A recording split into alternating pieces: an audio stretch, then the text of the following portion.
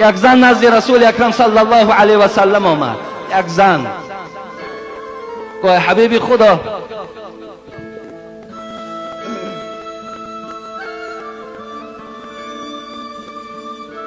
زمانی که من یک حدیثی تو را شنیدم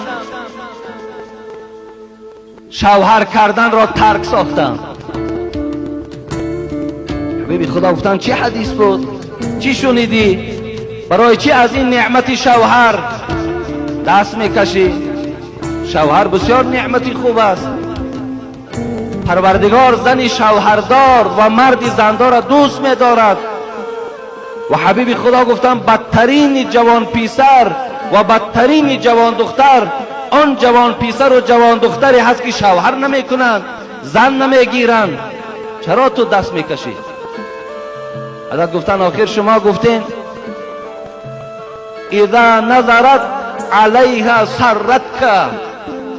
ای حبیب خدا، شما گفتین بهترین زن همان زن به حساب می رود که وقتی اگر شوهر در جمال او نگاه کند، از تبسم زن، از معامله زیبای زن، از چشمهای پر از مهری به شوهر داشتگی، وقتی شوهر که خوشحال می شود، این زن بهترین زن است.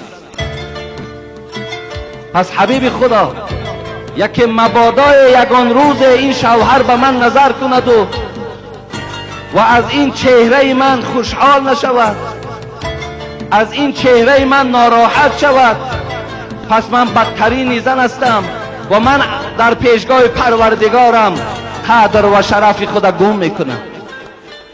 تصور کنید برادر عزیز، بگید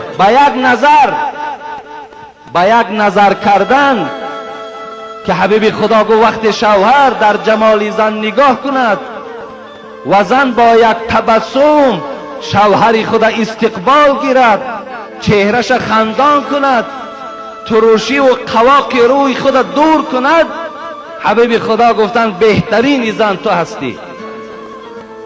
و این زن از این ترسید که مبادا یگان روز از جمال من این شوهر من راحت نکنه. برادر عزیز و گرامی، بیاین مقایسه کنین با آن زنهایی که شوهرها را با روی تروش و با قواق گراندگی پیشواز میگیرند.